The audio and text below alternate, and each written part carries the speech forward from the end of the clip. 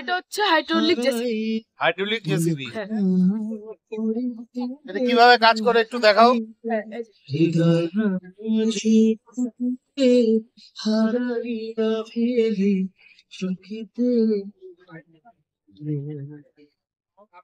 ডান দিক বাদিক ঘোরে। হ্যাঁ।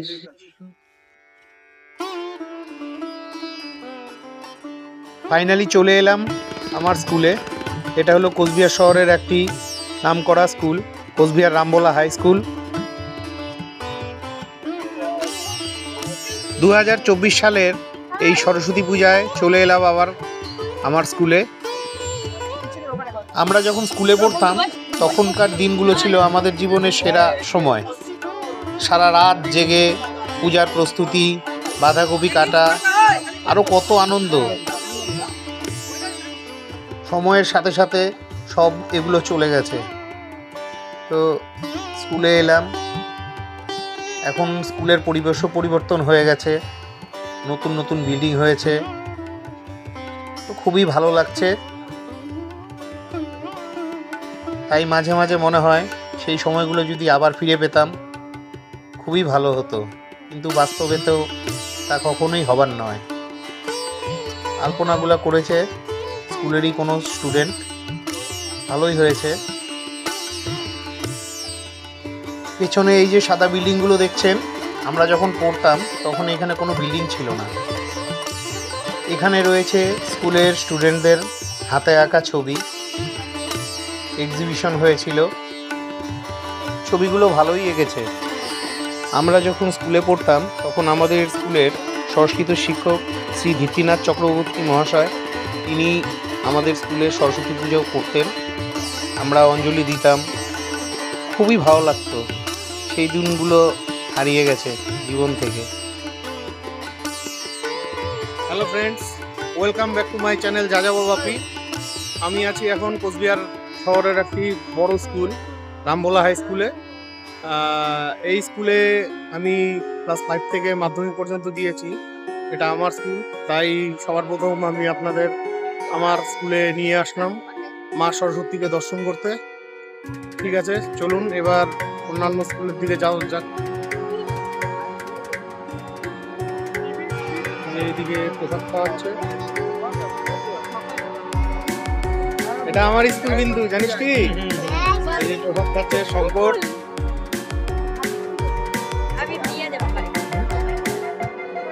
এখানে প্রসাদ দিচ্ছে। আমরা যখন স্কুলে পড়তাম তখন ক্লাসরুমে বসিয়ে সবাইকে প্রসাদ খাওয়ানো হতো। এখন আমি চলে এলাম কোচবিহার শহরের আরেকটি বিখ্যাত কলেজ, বিটি অ্যান্ড ইভিনিং কলেজ। তো চলুন ভেতরে যাই। এখানেও খুব ভালো সরস্বতী পূজা হয়। শুধু এখানে বললেন ভুল হবে, সবখানেই খুব ভালো পুজো হয়। তো এটাও আমার স্কুলের পাশাপাশি, তো তাই চলে এলাম। ছাত্র জীবনে ছাত্রছাত্রীর স্কুল এবং কলেজ খুবই গুরুত্বপূর্ণ। সব স্টুডেন্টরাই এসেছে, খুবই ভালো লাগছে। আমারও ছোটোবেলার কথা মনে পড়ে যাচ্ছে। আমি এবিএনশিল কলেজে পড়তাম, তো এরপরে আমি আপনাদের আমার পুরনো কলেজ যেখান থেকে আমি পড়াশোনা করেছি, আমার এবিএনশিল কলেজে আমি আপনাদের নিয়ে চলে যাব। এখানেও মা সরস্বতীর মূর্তিটি খুবই সুন্দর হয়েছে। এইমাত্র মনে হয় পুজো শেষ হয়েছে। এখন বেলা প্রায় 3:30 বাজতে চলেছে। পুরোহিত মশাই পাশে দাঁড়িয়ে আছে, দেখতে পাচ্ছি। আজ আমার বাড়িতেও বিনা পানির আরাধনা হয়েছে। আমার মেয়ে পুজো করেছে। এখানে এখন প্রসাদ দিচ্ছে, আমিও প্রসাদ খেয়েছি। পুরোহিত মশাই সব কিছু গুছিয়ে নিচ্ছেন। ফাইনালি প্রসাদ খেলাম। এখানে পুরোহিত মশাইকে পেয়ে গেলাম। তো পুরোহিত মশাই, এবছর কেমন হলো আপনার পূজা? ভালো হলো। তো দক্ষিণা সব ঠিকঠাক আছে? সব ঠিক আছে। মিটিং কলেজে আমি বহুদিন ধরে পূজা করি, 2002 সাল থেকে কন্টিনিউ চলছে। ছাত্রছাত্রীরা খুব ভালো ব্যবহার করে, আয়োজন ভালো করে। ঠিক আছে, খুবই ভালো লাগলো। কতগুলো পূজা করেছেন আজকে? তাও 15 15-16টা হবে। সকাল 6টা থেকে চলছে। সকাল 6টা থেকে চলছে। ঠিক আছে, মা সরস্বতীর কাছে প্রার্থনা করি প্রতি বছর আপনার জন্য এরকম ভালো ভালো পুজো হয়। ধন্যবাদ। Thank you. এখন এখান থেকে বেরিয়ে যাব।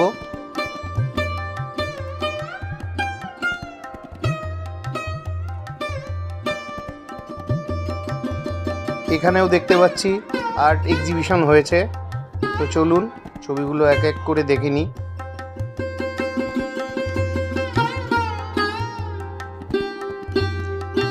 ছবিগুলো ভালোই লাগছে, খুবই সুন্দর হয়েছে।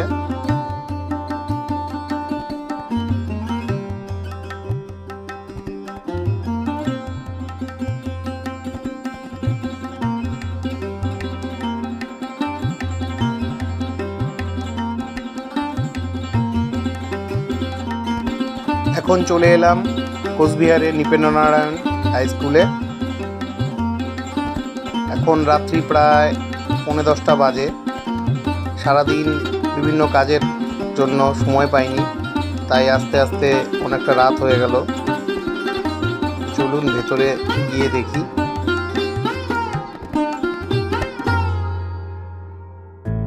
স্কুলটাকে সম্পূর্ণ সাজানো হয়েছে, খুবই ভালো লাগছে। এদিকটায় সেলফি জোন করেছে।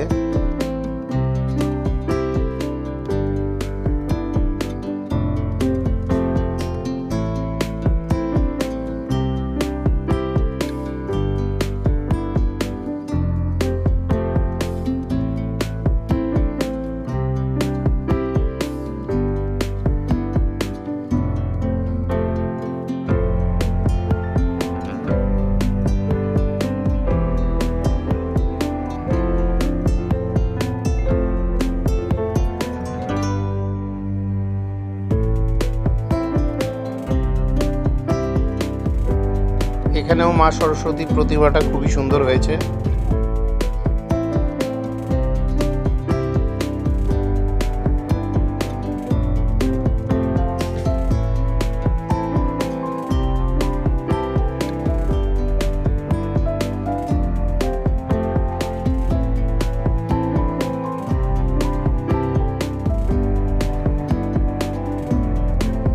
এখানের আলপনাটাও অসাধারণ হয়েছে, সম্পূর্ণ গাঁদা ফুল দিয়ে করেছে, গাঁদা ও চন্দ্রমল্লিকা।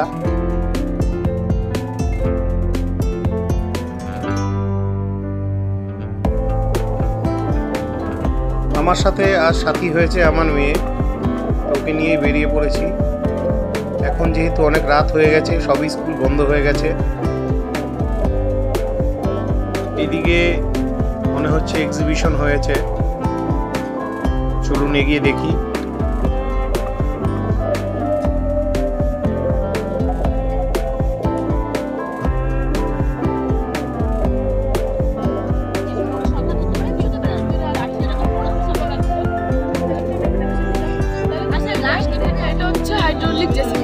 হাইড্রোলিক জেসিবি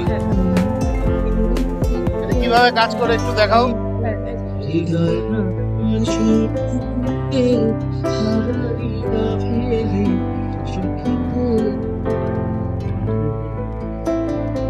ডান দিক বাদিক ঘুরে।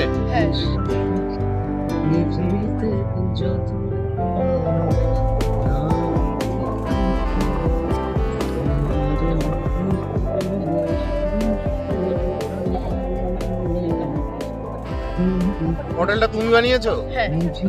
বাহ, সুন্দর হয়েছে। কোন ক্লাসে পড়ো? 7 এ। তোমার নাম কি? রাজপ্রতিম বর্মন। বাহ, ঠিক আছে। হ্যাঁ। এটা ওঠে না? একটু উড়িয়ে দেখাও। হ্যাঁ। আর ওঠে না? না। আচ্ছা, ঠিক আছে। 2024-এর ম্যাটল্যাব প্রজেক্টটা দেখাচ্ছি। এই ম্যাটল্যাব প্রজেক্টে আমরা প্রথমত এখানে দেখি আমাদের প্রথম প্রজেক্টটা কি, আমাদের প্রজেক্টটা হলো নাম্বার ইজ এন এনার্জি। আমরা এখানে যে কোনো সংখ্যাকে ধরে নিই। আমরা ধরলাম এখানে 3 এবং 2 এই দুটো সংখ্যাকে আমরা যোগ করব। তাহলে যোগ যদি করি তাহলে ঠিক আমরা এখানে দুটো সংখ্যা নিয়ে আসবো, 1 2 3। এখানে 3 নিয়ে সরি এখানে 2 এবং 3 যোগ করছি, যেহেতু 2 নিয়ে আসলাম, এখানে 3 নিয়ে আসলাম, বা 3 এবং 2 যোগ করলে 5 হয়। আমাদের 5 হয় এবং আশ্চর্য ভাবে এটা আমাদের মিলে গেল। আমি যদি এটাকে একটু সরু করি তাহলে হয়ে যাবে।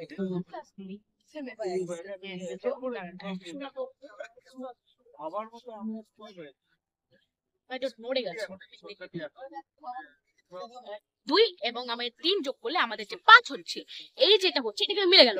কেমন করে আমরা যদি দেখি, এটা হচ্ছে আমাদের সেই কারণবশত। এটা কেন হলো আমাদের, তাহলে কিন্তু মেন ফ্যাক্ট পেনটা না, অন্য কোনো কারণবশত হচ্ছে। কি কারণ রয়েছে এখানে আমরা যদি একটু ভালো করে বুঝতে চাই জিনিসটা, তাহলে 3 এবং 2 যোগ করলে যে পরিমাণে আমার শক্তি তৈরি হচ্ছে, বা আমার যে পরিমাণ শক্তি হচ্ছে 3 এবং 2 যোগ করলে 5-এর মধ্যে আগে থেকে রয়েছে, তার জন্য 3 এবং 2 যোগ করার পরে 5 সমান হয়ে যাচ্ছে। আমরা তাহলে এখান থেকে কি বুঝতে পারলাম, সংখ্যা বা নাম্বার ইজ অ্যান এনার্জি, বা সংখ্যা এক ধরনের শক্তি, তাহলে কিন্তু এটা হতে পারত না। এরপরে আমি আমার দ্বিতীয় প্রজেক্টে চলে আসি। এখানে আমি দ্বিতীয় প্রজেক্টে আমার কিছু কোণ নিয়ে দেখাবো। এখানে কোণগুলো আমাদের 40 ডিগ্রি রয়েছে, 60 ডিগ্রি, 80 ডিগ্রি এবং 90 ডিগ্রি, 100 ডিগ্রি, 120 ডিগ্রি এবং এখানে রয়েছে আমাদের 20 ডিগ্রি। এরকম করে আমি এটা দেখালাম। এরপরে এটা হলো কি আমার তৃতীয় প্রজেক্ট। এই প্রজেক্টটাতে আমি সহজে যোগ এটা আমি দেখাতে চলেছি। এই সহজে যোগটা কি, আমাদের এখানে কিছু সংখ্যা রয়েছে যেটা আমি খুব সহজে যোগ করতে পারবো। আমি এই সংখ্যা থেকে 0.5টা 3, 0.4টা 3 এরকম কেমন যোগ করবো। প্রথমে আমি দেখতে হবে যে পয়েন্ট আছে তারপর কতগুলো ঘর রয়েছে, মানে পয়েন্টের পরে কতগুলো ঘর রয়েছে। আমাদের যেমন দেখতে পাচ্ছেন 5টা ঘর রয়েছে। এই যে 5টা ঘর রয়েছে, এই 5-এর সাথে যে পয়েন্টের পরে একদম শেষের ঘর অর্থাৎ 3 কি গুণ করবো, 5 গুণ 3, 3 5 15। এখন এটা ভালো করে যদি বুঝতে চাই, একদম এখানে আসি। 0.3 পয়েন্টের পরে এক ঘর আছে, তার জন্য 3 অক্ষে 3 লিখলাম। এবার দুটো ঘর আছে পয়েন্টের পরে, 3 গুণ 6, কেমন ভাই 3 × 9 আর আমার রয়েছে আমি লিখলাম। এবার 3 4 12, আমরা 2টা লিখবো, এক হাতে রাখবো এবং 3 5 15 যে রয়েছে, এই 3 5 15 একের সাথে যোগ হয়ে 16 হয়ে যাবে, সেটা আমি লিখলাম। এবং তারপর সব থেকে যে বড় যে ঘরটা রয়েছে, অর্থাৎ আমাদের যদি আমরা দেখলেন 0.5টা 3, সেখানে আমি তত ঘর পর দশমিকটা বসেছি, 5টা ঘর পর দশমিক বসেছে। তার জন্য আমরা যে আমাদের যে উত্তরটা বেরোলো তার 5 ঘর পর দশমিক বসিয়ে দেবো। যেমন দেখলেন এখানে আমরা 5 ঘর পর দশমিক বসিয়ে দিচ্ছি। এখানে সহজে যোগ করার পদ্ধতি। এবার আপনি যদি এখানে দেখেন, আমি এখানে নিয়ে এসেছি আমার নাম্বার 9, সরি আমাদের এখানে কি নিয়ে এসেছি, আমি এখানে নিয়ে এসেছি আমাদের যে বার ডায়াগ্রাম। কিসের সাহায্যে, আমি এখানে জিডিপি, আমি যে ভারতের যে জিডিপি রয়েছে সেই জিডিপিটা আমি এখন বোঝাচ্ছি। আমাদের ঠিক এখানে আমরা 2018 থেকে 2023 সাল পর্যন্ত আমরা জিডিপি নিয়ে এসেছি সালটা, এবং এখানে আমার জিডিপি যে গ্রোথ রেট আছে, অর্থাৎ গ্রস ডোমেস্টিক প্রোডাক্টের যে গ্রোথ রেট আছে, সেটা আমি এখানে মাপার জন্য রেখেছি। এবার 2018 সালে যেরকম 6.45% ছিল, 2019 সালে ছিল 3.87%, কিছুটা কমে গিয়েছিল করোনার প্রাদুর্ভাবের জন্য। তারপর 2020 সালে করোনার জন্য লকডাউন হয় এবং -5.83% নেমে যায়। তারপর 2021 আবার লকডাউন হাটে এবং প্রচুর দামে বেড়ে যায় 9.05%। তারপর 2022 এবং 2023 যথাক্রমে 7.24% ও 6.33% আমাদের কি হয়ে যাচ্ছে, আমাদের একদম সিমিলার হয়ে আমাদের নর্মাল অবস্থাটা ফিরে আসছে। এরপর আমরা এটা দেখি, এখানে আমরা কি দেখাতে চলেছি, এখানে আমরা দেখাতে চলেছি, আমরা দেখাচ্ছি এখানে এটা আমাদের জ্যা, এটা আমাদের ব্যাস এবং এটা আমাদের ব্যাসার্ধ। এবার আমরা জানি কি, আমরা একটা ব্যাসকে অর্ধেক করে আমাদের ব্যাসার্ধ আসে। এবার আমাদের এখানে একটা ব্যাসার্ধ, এই ব্যাসার্ধকে যতটুকু ওইদিকে করেছে সেটা বৃত্তচাপ, তো এখান থেকে এটা পর্যন্ত বৃত্তচাপ। এবার যদি আমরা একটা জিনিস দেখি, আমরা জানি যে একটি বৃত্ত পূর্ণ একবার ঘুরলে যতটুকু যায় ততটুকু হলো তার পরিধি। আমি যদি পরীক্ষা করতে চাই তাহলে খুলবো, এটা খুলে নিয়ে এটা রেখে দিয়ে পুরোটা খোলার পরে এখন আমি পুরো এটা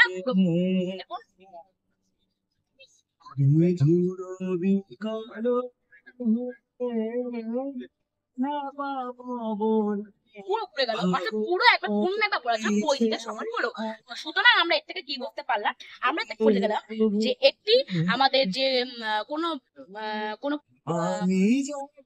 আমাদের কি, আমাদের কোনো চাকা বা কোনো বৃত্ত, আমাদের যে চাকা বা বৃত্ত যদি পূর্ণ একবার খুলে আমাদের পরিধি বরাবরই সে করে।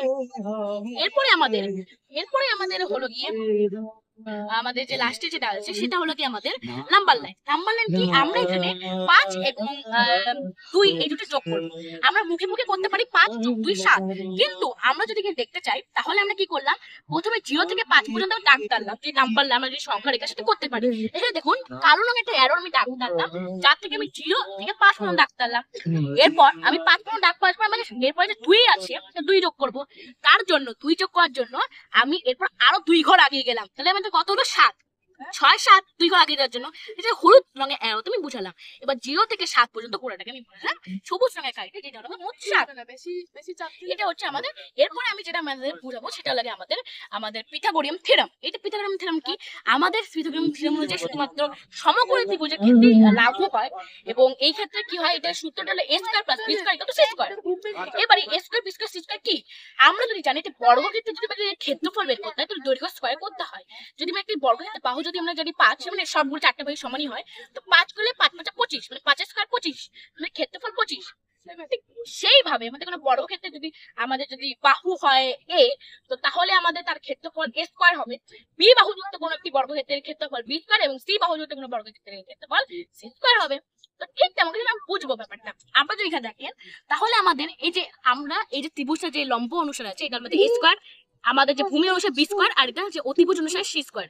আমরা কি করলাম, এটাকে a স্কয়ার ধরলাম, এটা b স্কয়ার, c স্কয়ার ধরলাম। এবার আমাদের এইটা যে লেখা আছে এটা একটা বাহু দৈর্ঘ্য কত? 4, মানে একটা বাহু দৈর্ঘ্য 4। সুতরাং আমাদের যদি একটা বাহু দৈর্ঘ্য 4 হয় তাহলে আমাদের যে মোট যে ক্ষেত্রফল 4 4 16, 4 স্কয়ার 16। স্কয়ারটাতে আমরা যদি দেখতে পারি এখানে দেখুন আপনি 3 রয়েছে।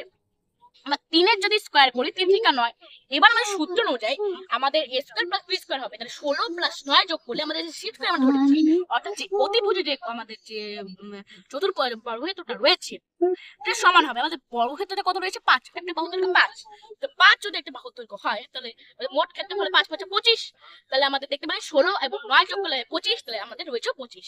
তো এইটাকে আমরা পিথাগোরিয়াম থিওরেম বিভিন্ন টেকনোলজি কাজে ব্যবহার করা হয়ে থাকে। এছাড়া জমি পরিমাপের কাজ, জমি পরিমাপের ক্ষেত্রে করা হয়ে থাকে। মানে করা হয় কি, একটা ক্যামেরা ধরা হয়, সেই ক্যামেরাটা একটা নির্দিষ্ট উচ্চতাতে বসানো হয় এবং ক্যামেরাটা ফেস অতিভুজ অনুসারে একটা নির্দিষ্ট 90 ডিগ্রি অ্যাঙ্গেলে করা থাকে।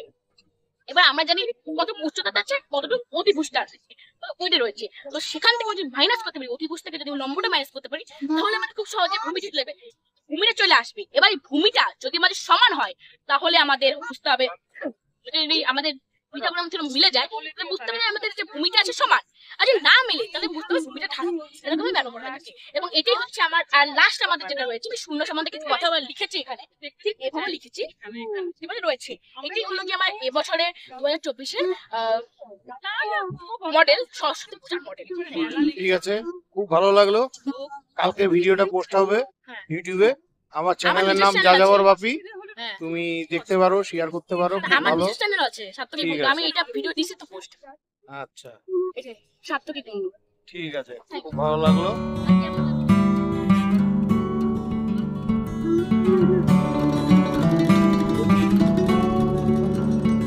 এটা হলো এভিয়েশন কলেজ, এশিয়ার সবচাইতে বড় কলেজ এবং বিখ্যাত কলেজ,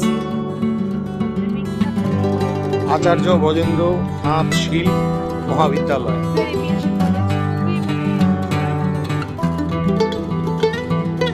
ভাগ্যের ব্যাপার হলো আমি এই কলেজে পড়াশোনা করেছি, আজকালকার দিনে এই কলেজে চান্স পাওয়া বিশাল ব্যাপার। চল, ভালো। এই তো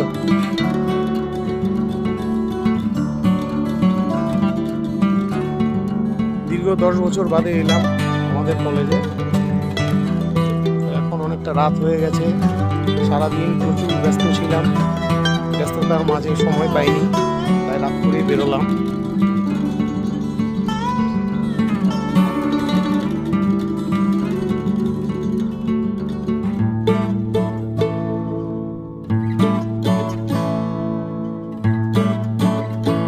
আগে যাই।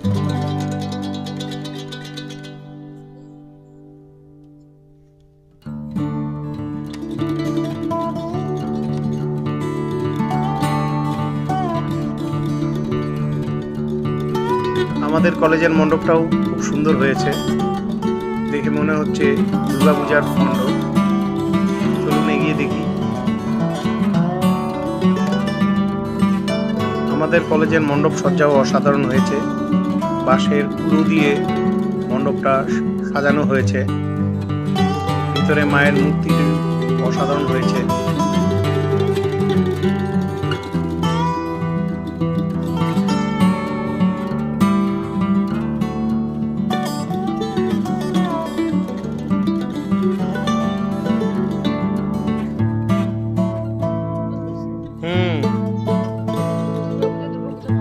বন্ধুরা এখন এখান থেকে বেরিয়ে যাচ্ছি, রাত্রি অনেক হয়ে গেছে। তো বন্ধুরা, আমার ভিডিওটি কেমন লাগলো অবশ্যই কমেন্ট করে জানাবেন। ভিডিওটি ভালো লাগলে চ্যানেলটি লাইক সাবস্ক্রাইব করে বেল আইকন অন করে দিবেন। আজকের মতন বিদায় নিচ্ছি, দেখা হচ্ছে পরবর্তী আরেকটি ব্লগে।